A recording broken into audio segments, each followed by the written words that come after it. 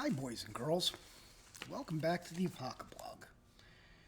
Day 1511 of feeling like I was just dragging a fucking snowblower for 6 hours. Oh, that's right. I was. So the attack on free speech continues. It's not censorship. Censorship. It's not censorship.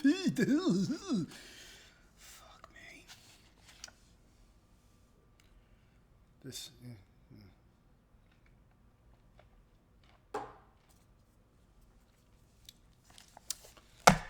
Let's try again. It's not censorship, it's harm reduction. Freedom of speech is different than freedom of reach. Ooh, see what he did there? Clever. CNN's fucking pinhead Brian Stelter barked as the CNN Chiron proclaimed the topic in question was reducing information pollution.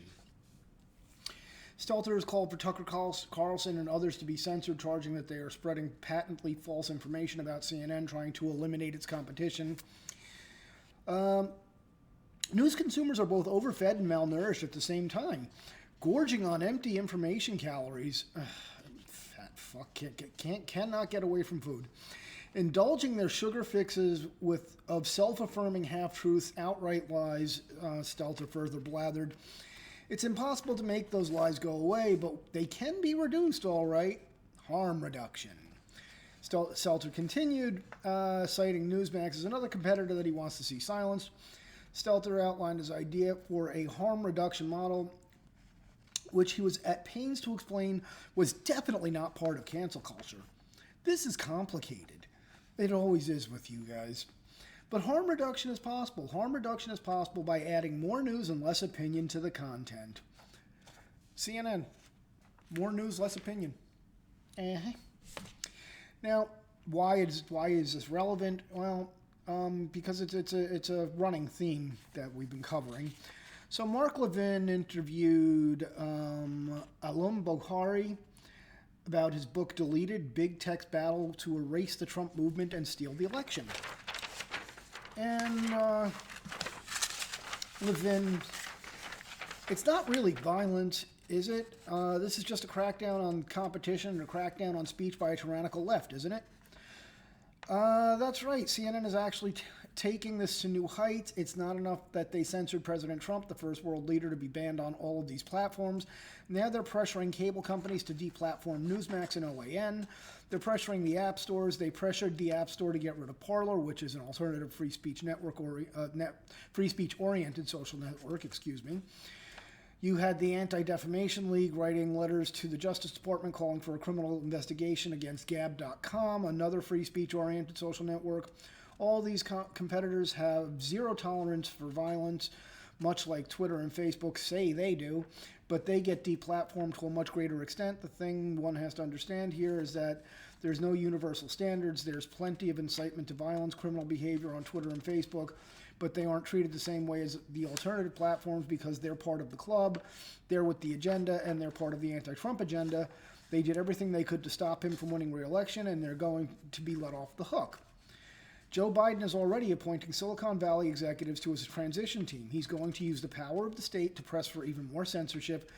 He's already in the process of smearing wide swaths of America as domestic extremists and domestic terrorists. So it's clear to see what direction we're going in. And, Jen Psaki, the ventriloquist dummy's fucking ventriloquist dummy, was asked if Biden supported the continued ban of Trump on social media, and her reply was that the White House, the Biden White House, supports the need for social media platforms to continue to take steps to reduce hate speech. Now, again, we've covered this. There is no such thing as hate speech. All speech is protected under the First Amendment. But the Biden White House openly admits it is working with big tech to censor and ban conservatives under the guise of reducing hate speech. So,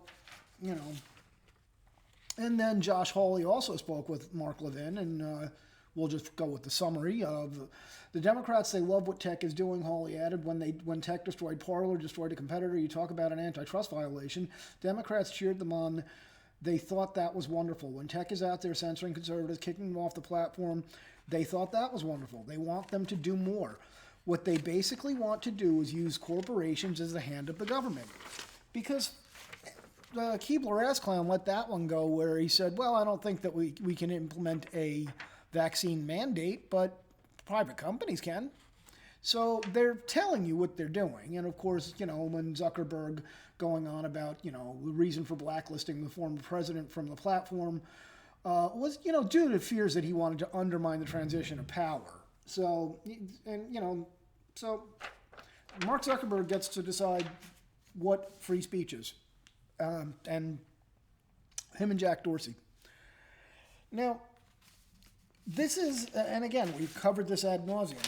They are literally going to merge big tech and the Democrat Party. They're like a fucking cyborg.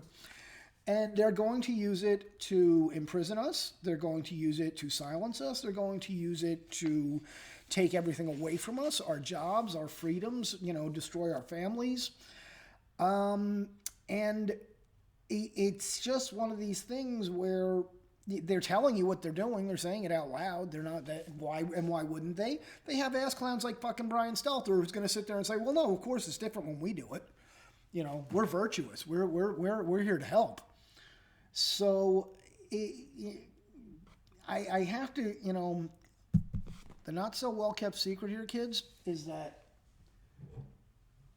we have the answer to this problem. Just delete your accounts.